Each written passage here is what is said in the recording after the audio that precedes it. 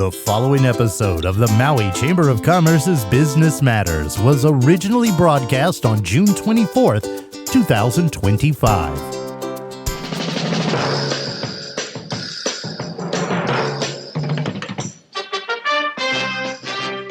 It's time now for Business Matters, brought to you by the Maui Chamber of Commerce.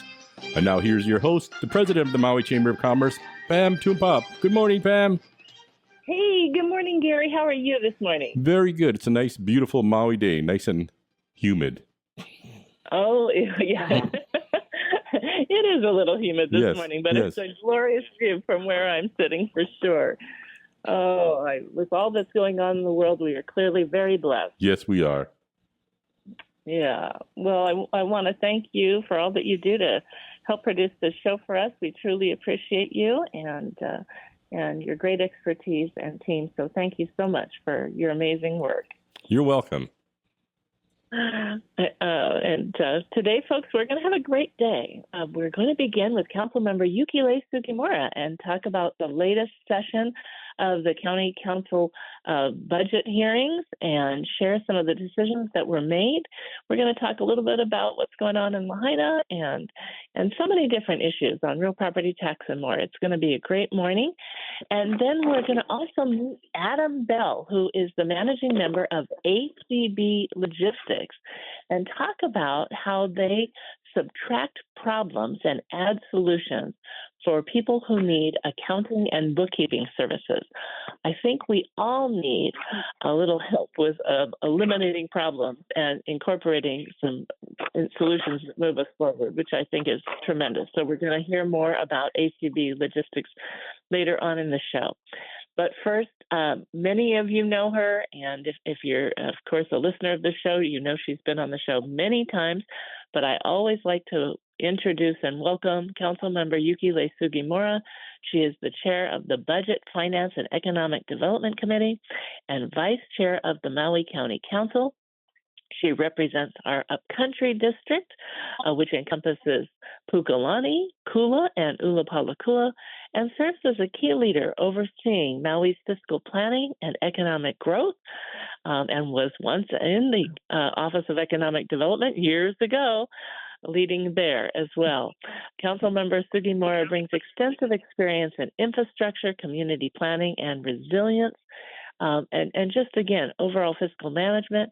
She previously chaired the Infrastructure and Transportation Committee in 2021 to 2023, and now spearheads the Council's budgetary and development agenda.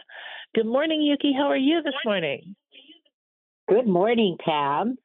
Thank you very much for inviting me to participate in your talk story early in the morning. Appreciate it.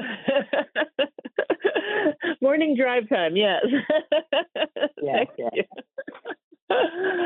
Well, as the chair of the Budget and Finance and Economic Development Committee, you have overseen multiple budget cycles now. Could you walk us a little bit about and through this year's process, how it unfolded? What were some of the challenges that you encountered? And especially because this was a tough time this year as we were looking at the possibility of some of our federal funding going away and how the state would be addressing some of those issues. And, and also the community's input and how it shaped what we finally approved. Yeah. So our budget process, which we received the mayor's proposed budget by charter on the 25th of March. And in the council, we have to pass out our version of the final budget for the County of Maui by June 10th. So within that time, we have talked to the departments. We've called in every department, and the members can ask them questions, as well as we went to every single residency area district to hear from the community. And so we went to them to hear what they have to say. And it was very, very important because I always say we hear about the things we do best and the things that we don't even know how important it is, to the community. And that is really about MEO transportation, where every single community came out and talked about how important, that service is for seniors and keiki and, a lot of things that MEO does.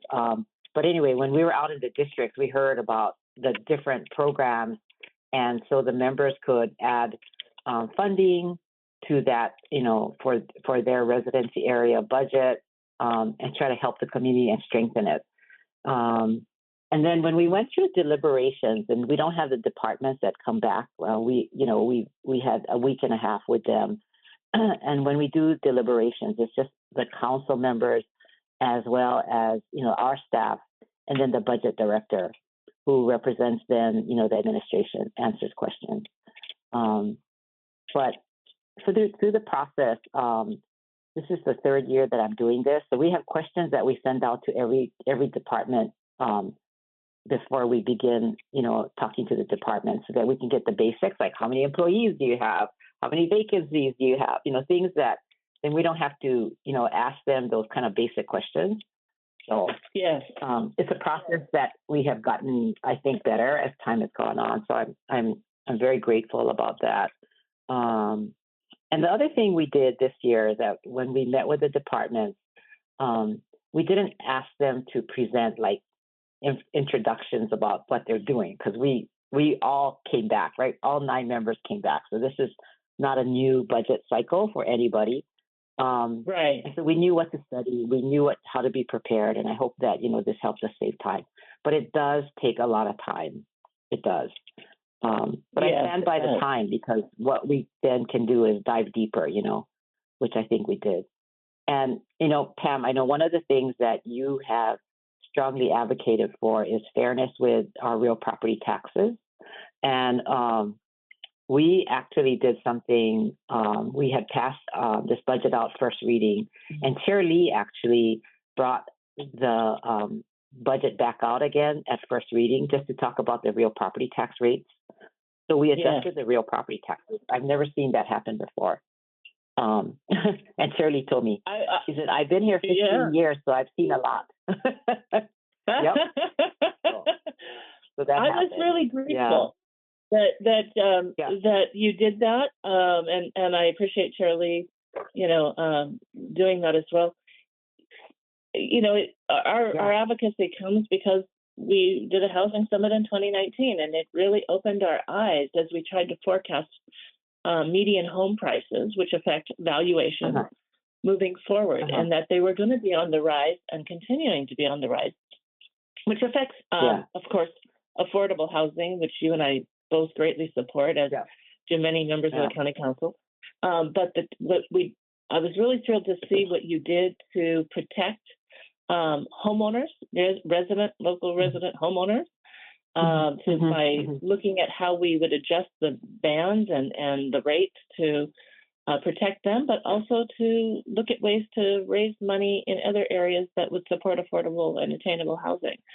And I thought that what was done this year was tremendous. Oh, good. Everybody worked really hard, and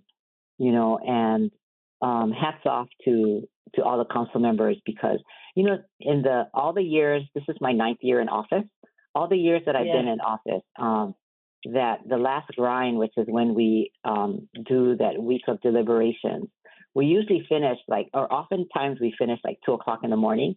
And this time what we did was we left at a reasonable time on Friday and came back on Sunday. And I think I'll never do that again, because the members were like, we're working on Sunday.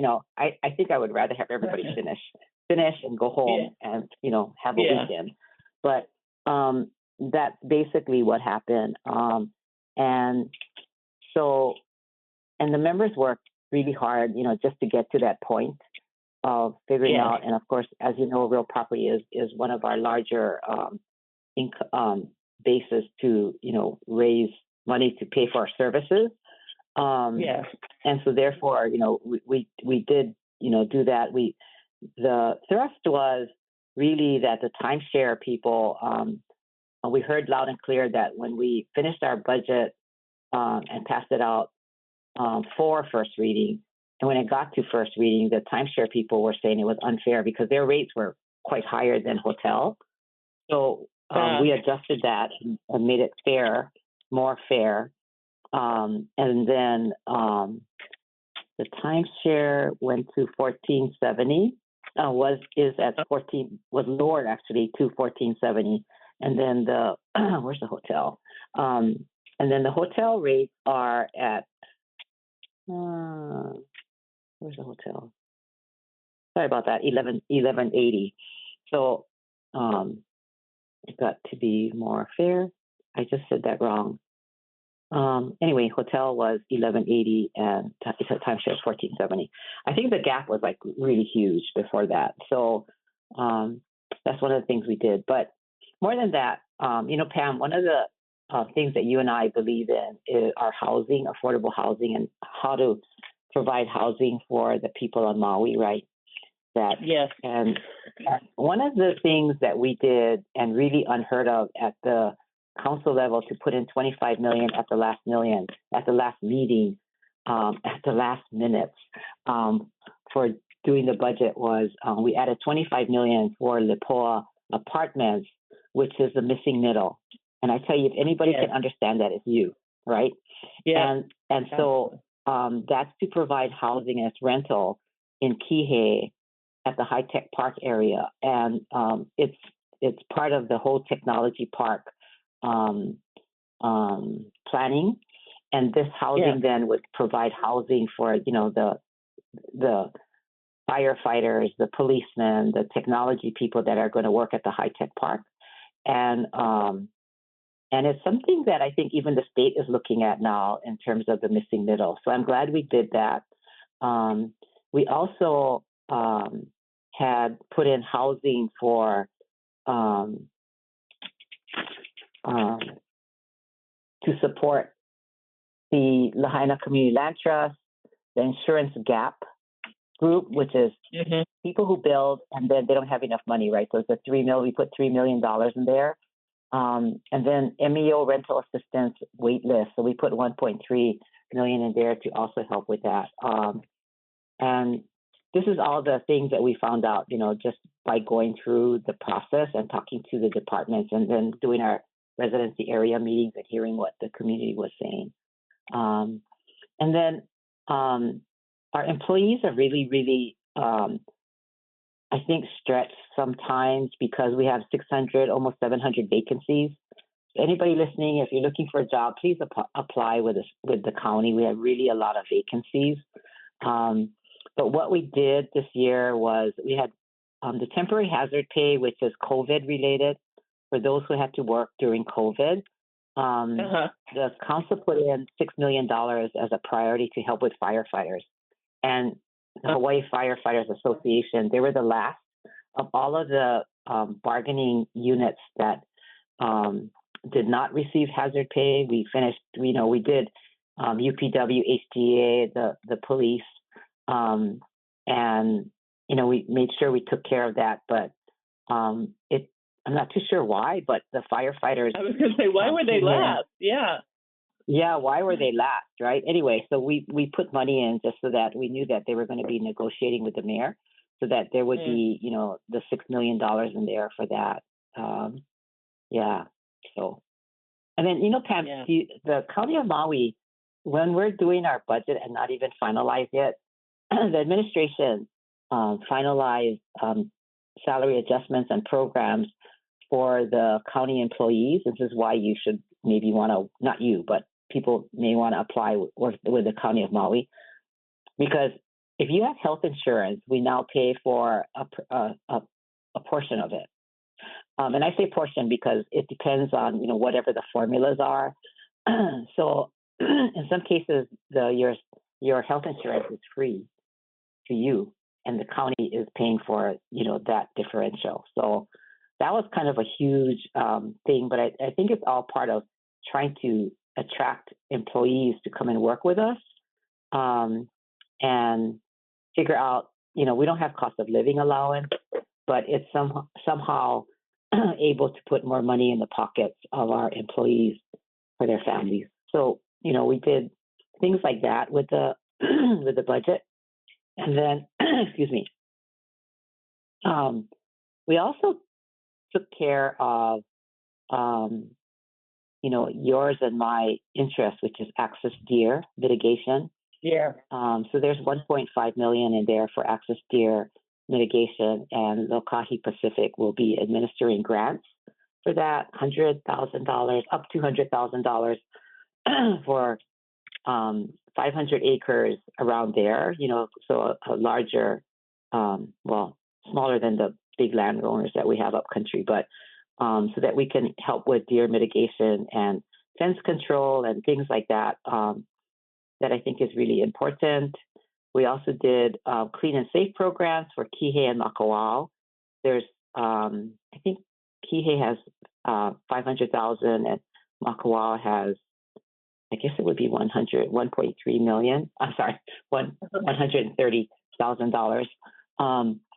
So there are those kind of efforts that were set up, just to kind of, help our communities that we do work in. So, and then Pam, what you would be interested in is $270,000 for small business promotion.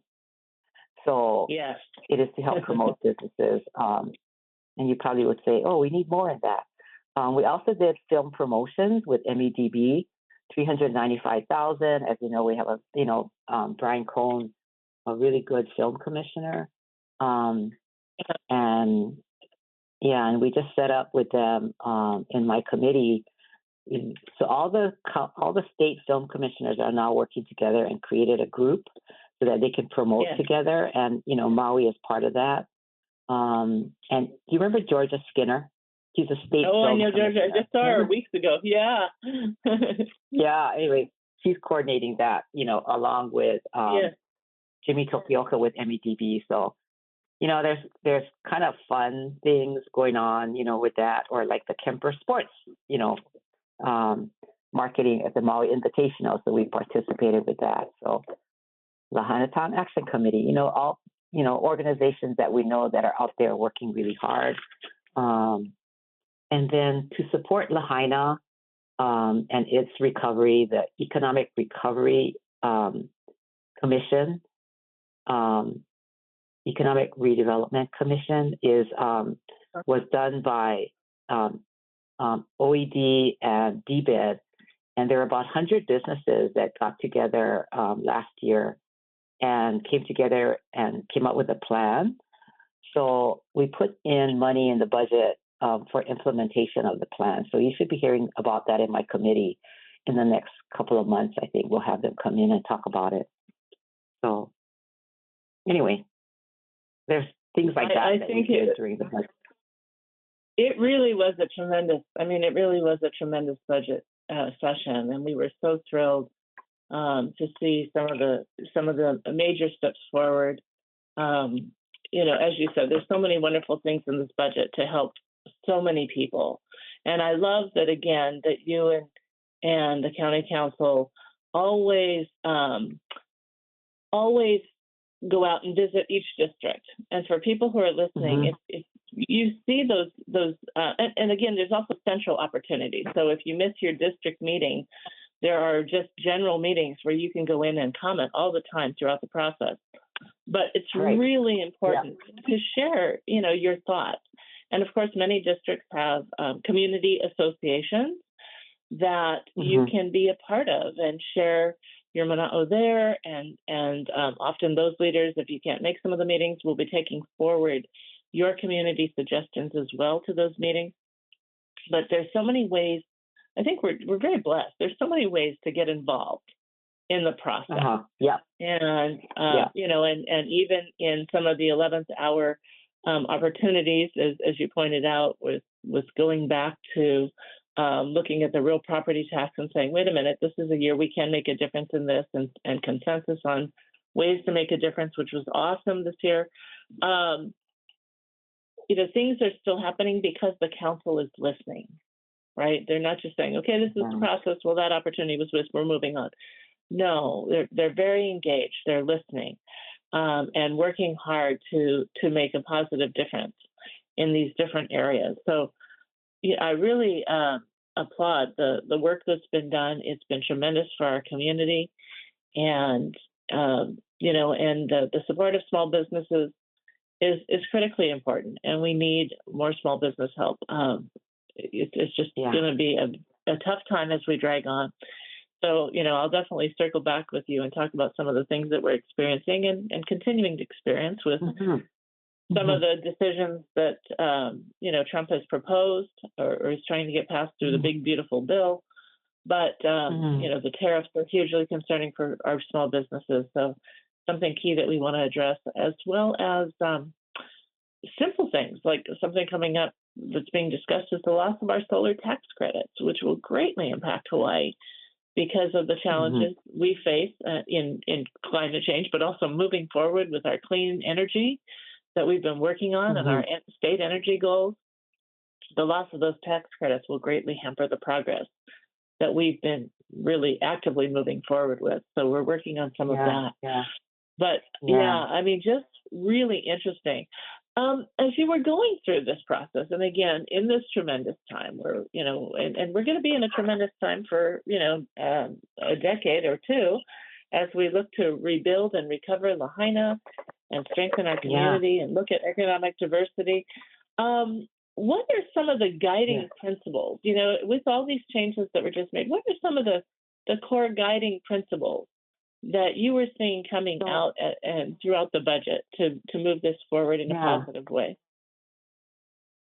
So one of the things that I'm just going to say is that what we tried to do is for this third budget, right? First budget I did, it was when we had COVID, right? And so we're trying to cut back on programs and be very shrewd and make sure we don't overspend.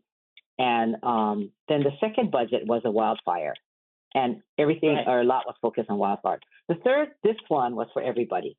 And what I did learn by going to National Association of Counties, and then just by what's going on with the federal government, is that we needed to have cash. We need to have cash, and so we took projects that were CIP, which are bonded, recommended to be put in bond, or bonds are like charge card, right? So, payback over 30 years. We took some of those projects and we transferred it and put it into cash. So we didn't delete the project because we knew, we knew that that's what the departments wanted to do, but we tried to, make sure we had cash and emergency fund and different things to support us in case we, had another emergency. Let's hope we never have one like what we had in 23. But and how to plan for that, right? So Pam, that we got $1.6 billion for that CDBG DR, disaster recovery funds, and so we put that in this year's budget, 25, and for 26. We just needed to be able to therefore use those funds and, and be able to have the funds and front it if we needed to front it, and then get paid back by FEMA or whoever else that we needed to. So there is a little bit of, I'm going to use the word juggling very loosely, but that we need to do just so that we have enough, cash. And support the mayor in case he needs to come back with a budget amendment as we adjust to what's happening in DC, federal government, right? And then we're also waiting to see what the state is going to do. I know the state was very fiscally conservative, and then has money in there in case the federal government cuts back essential programs. So we'll see what the state is going to be doing, but we'll be there to support in any way that, we can. And let's hope that, let's hope he doesn't cut back Medicare or, do things like that, which is going to affect, our people who are already struggling. Yuki, one thing I would just like to touch upon, because again, we've been hearing and have been working on this for quite some time that, housing is a crisis. And so I wondered, there are several new housing initiatives kind of in motion, the Kuikahi Village workforce housing, the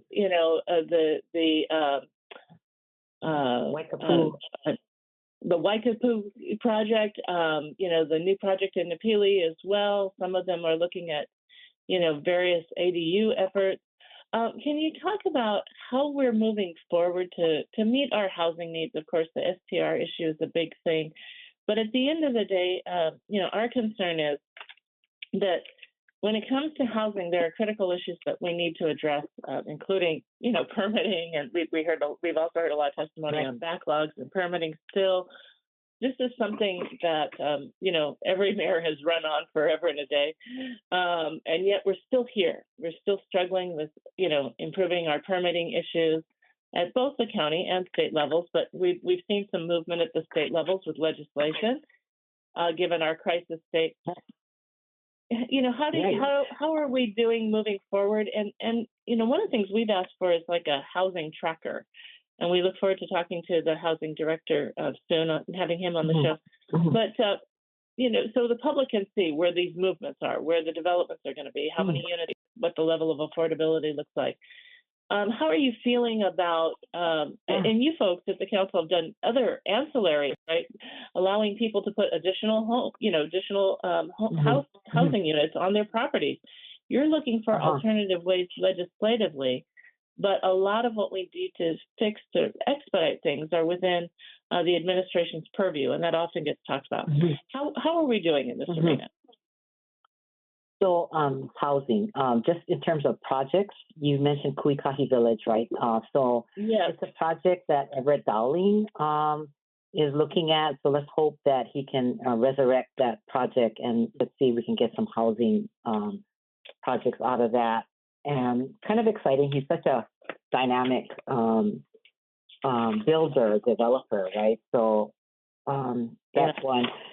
But and Waikapu Country Town, right? That's Coach and his team, and they're working on it. And it's such a big project. We look forward to their. Many don't know him as Coach. Affordable. Huh? Many don't understand Coach. Oh, Michael Atherton. He's like amazing guy. We look forward to that. But Pam and the Napili project, and who's doing that is what is his name? Anyway, on that project. So that project is moving forward also, and that's a county project. Bigley, that's who it is. Development project. But I'll tell you what every project has a challenge with is water.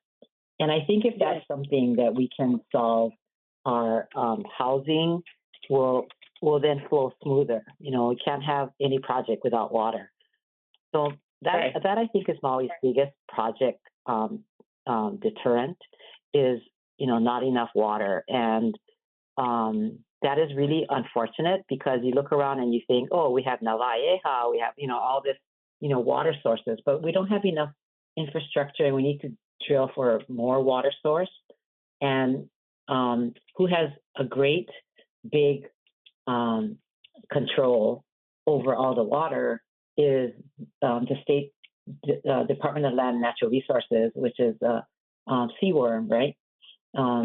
So that division then decides how much water we can have and for what projects. So I think that the county is trying to work with Seaworm on that and have a bigger voice in it, but they have the ultimate say, which is very hard. You hear about different projects that we want to have, like in Lahaina,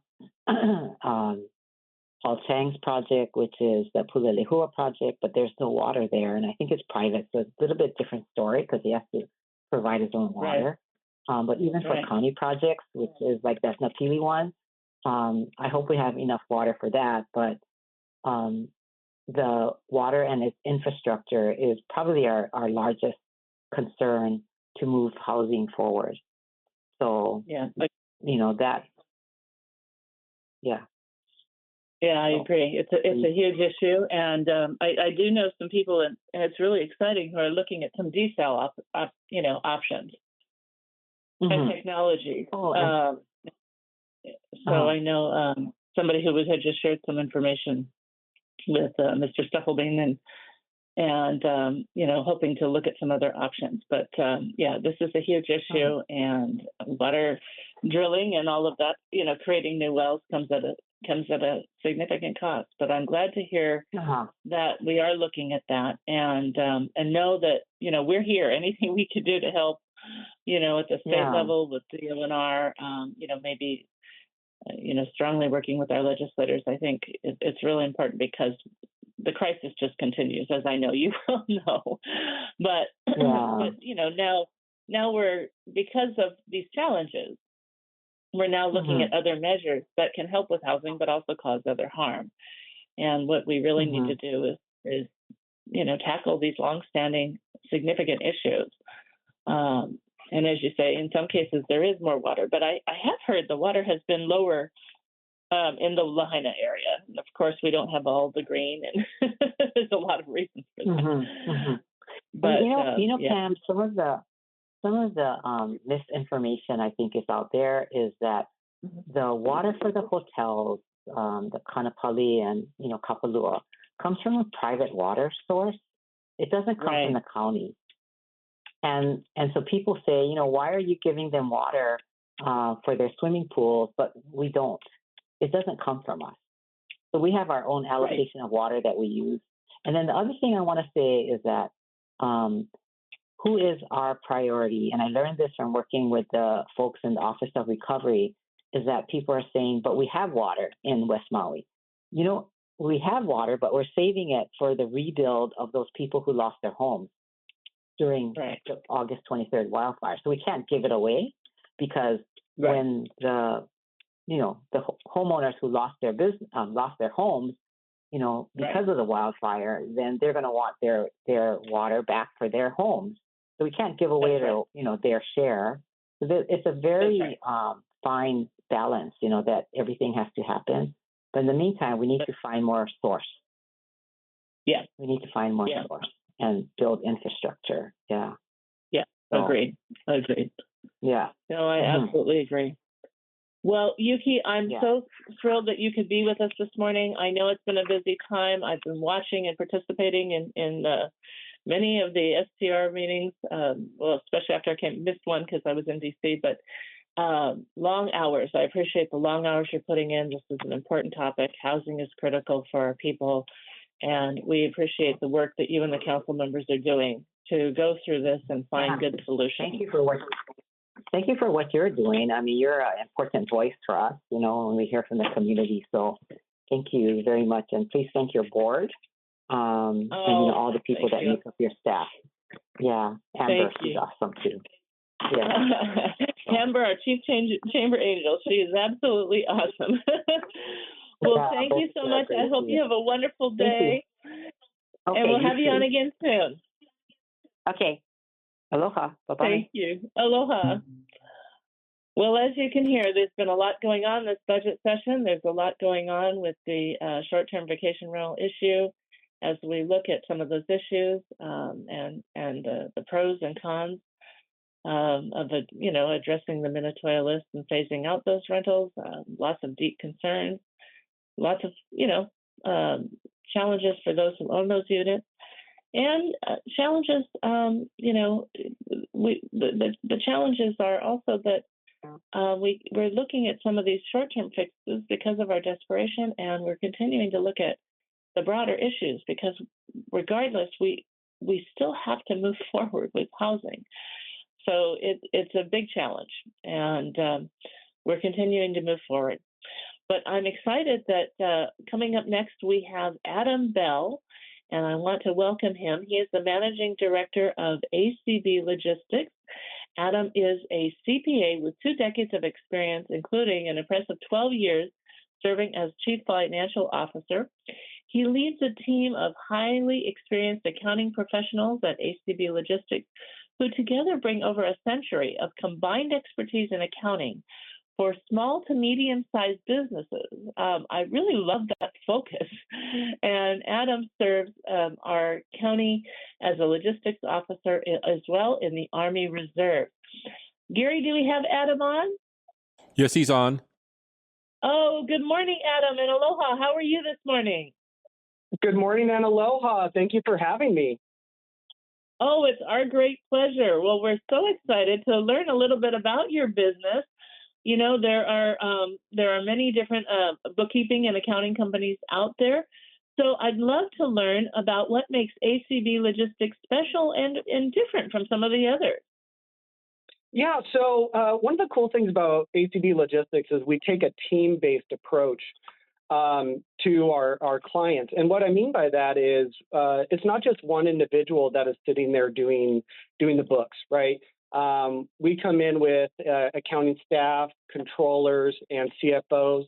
And so we like to actually call it a fractional accounting department because we're providing, a whole team that's there. And what you get from that is segregation of duties, you get controls, you get fraud prevention, and everything done by one individual is reviewed by someone else. So it's a different level of experience. We call it like bookkeeping plus, right? Bookkeeping is like the minimum of what we do. Right. Well, especially with the level of expertise that you're bringing to the table and the quality and level of the people who are coming in. Beyond the bookkeeping side is tremendous. I love the idea of fractional accounting. Yeah. What a great premise. So you're getting in what you pay, you get various levels of expertise, not just the bookkeeping. So that's tremendous. So, and I also loved reading your bio that you're really also focused on small to medium-sized businesses. So tell us a little bit about the type of industries that you specialize in working with, or do you work with all businesses in that realm? And how do you find that your services benefit those businesses in the specialized arena, as well as the wide range of businesses you help? Yeah, and one thing that's really cool about having a team-based approach, it's not just based on the knowledge that I have, right?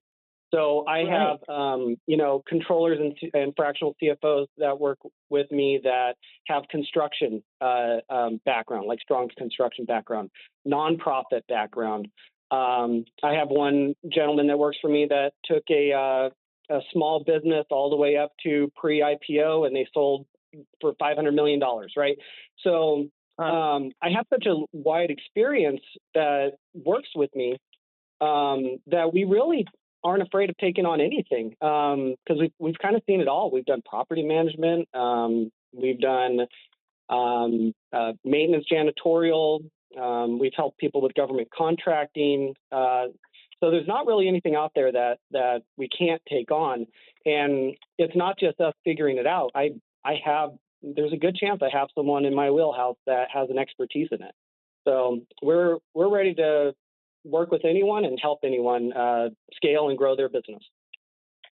That's phenomenal. And again, the expertise that you're bringing to the table is tremendous. And I love the great examples to help people think they're okay. How am I doing this now? And excuse me, got a frog in my throat. How am I doing this now? And what would something like this look like? Tell everybody also, you have about your background, you have such a strong background, not only as a CPA, but also a former CFO. And what inspired you to start ACB Logistics? Yeah, so, the reason why it's called ACB Logistics and not ACB Accounting is because we wanted to take a holistic approach to companies, that there's more than just their accounting or their bookkeeping that they need help on. They really need, a partner in a sense, someone that is their person sitting in their corner. So we like to take that approach with our clients, because in our sense, the cards are kind of stacked against small business owners, right? They walk through the door, they just want to start a plumbing business, and they're expected to be experts in marketing, they're HR, payroll, accounting, new business development, business law. They're expected to know all this stuff right out of the gate in order to be successful. And They don't have that background, right? And so, I came to a conclusion that in my life, I'm at a point where I'm pretty darn good at business. And I've surrounded myself with a lot of really good people that are awesome in business as well and understand business. And so, we started ACB Logistics to help that small business owner go from it just being them having to do everything, or them and just one staff doing everything, to being able to scale up and grow and release that pressure valve so that they can make more money and work less, and eventually get to the point where they can sell their business for a good amount of money and retire. Yeah, that's fantastic. Yeah, I love that, and I think that really what everybody needs help with, honestly, is direction and help along the way that helps them grow and succeed, and then look at their options, for how they want to handle that. So now you've been doing this now on Maui for how? It's been 12 years here on Maui. No, you were a chief financial officer for 12 years. How long have you been doing the business on Maui? Yeah, so the business has actually just started in the last year, and we've had a lot of success and growth. I've been on Maui for 5 years, and I've been a CFO for multiple organizations over the last 12, including a school district in Idaho that had a $90 million budget and a lot of very complicated accounting. But in the last year, we've seen a lot of growth, and we've had some really awesome people become our clients, and we're just excited to continue to grow. And we are taking on new clients and helping out anyone that comes on board. We even do something kind of cool.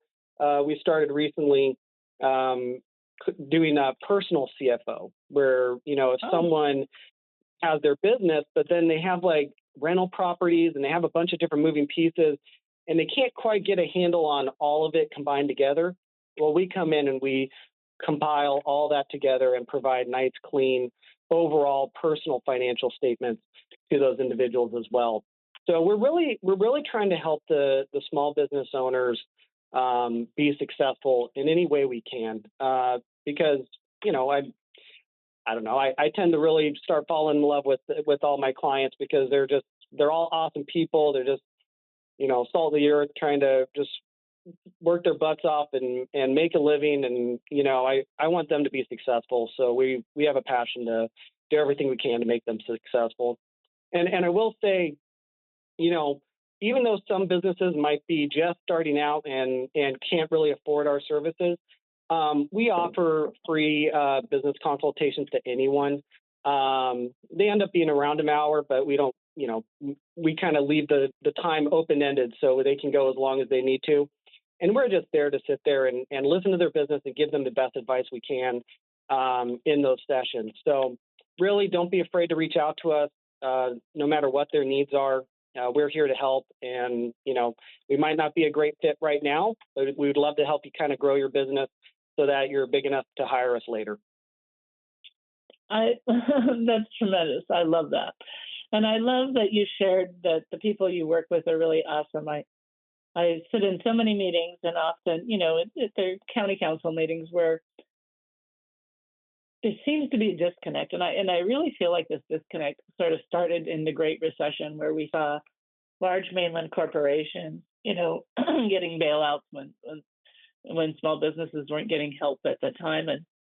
But then there was sort of a disconnect in our community. Like, well, businesses are business; they're just all about the money, and these businesses they're people who live here, who care about this community, who invest in this community, who invest their own income and reserves and put their homes at risk, and taking out mortgages against their homes to invest in their business, to employ, yes, themselves as well as others and other people in our community who become their employees. And so it's just a thing that I really want people to understand as we're talking about these businesses. These are our businesses, and the businesses we work with at the Chamber of Commerce are all local residents. They live here, their employees live here, and they deeply care about this community. And to have a resource like yours to help with some free consultation and advice so that they can, from the get-go, learn about what you offer, learn about how to envision forward and plan forward to help them start and grow their business. And as you say, again, when you're the expert and you're there and you're helping and you're giving them your time as a consultation, you're making an investment in them, And of course, you see a high level of return on that investment when they're ready, because they know that you've cared about them and they care about you, which is tremendous. So thank you for doing that work. I just love the premise of the company. So to that end, because it sounds like you're open to talking to everybody, so it sounds like people shouldn't really worry about if they're a good fit at this time. So can you talk a little bit about, but you do also mention that you focus on small to medium-sized companies, but, working with an Idaho school district with a $90 million budget is pretty large scale. So are you open to all sizes and sort of maybe specialize in sort of the small to medium realm? Tell us a little bit about that and how people, feel like they would fit in with your model. Yeah, so we have clients that are the entire spectrum. I have a tiny nonprofit that's just kind of getting things up and running, to a multi-million-dollar organization that has several businesses that they're compiling together. And so each client just has their special, unique thing about them. And so we don't really pigeonhole or limit. Everyone kind of needs help. And 80% of accounting is pretty consistent no matter what size or client it is. It's the 20% that take the special focus. But everyone has checks to cut and bills to pay and cash to reconcile, right? Right. But I recently did a course where I taught a class helping Lahaina fire victims start businesses, right? And so out of that class, I had several people do one-on-ones, and all of them were just starting out. They didn't even have established business. So, I would say just give us a call and let's talk. And, if we can't serve you every month, then we're there to have a conversation, bounce some ideas off. I promise you they'll get something out of that conversation. But most of the time, there's no business that's too small, because our whole point is to bring in a fractional amount that is just what you need, and then to grow with you. That team time that they commit to your project, grow with you as you grow as an organization. So you'll never outgrow us. You'll never need to replace us. We'll be there for the long term, and you don't need to worry about hiring, accounting staff or getting to that point. There's this pain point with small businesses where they're like, I can't do this by myself, but I can't afford a full-time person, because that back office accounting person doesn't specifically generate revenue right off the bat. They free off time, then that time frees up, your ability to go get more revenue, right? But it's not immediate reaction. So, there's this pain point where they're like, oh man, to bring in a full-time person is $60,000, $70,000 a year. I can't really afford that. So they need to have a mechanism where they can grow and scale, and that's what we provide. Awesome. Well, and I've enjoyed meeting you, and I want to thank you, not on the show, but before, and great to have you on the show. I appreciate the work you've done to educate businesses in Lahaina. Really quick, because we're going to end in a few seconds, tell everybody how they can connect with your office. Yeah, so you can look us up at acb-logistics.com or give us a call at 808-209-2101. Or you can email me at adam.bell@acb-logistics.com. Thank you, Adam. Mahalo, everybody, for joining us. That's all the time we have. See you next week. Aloha.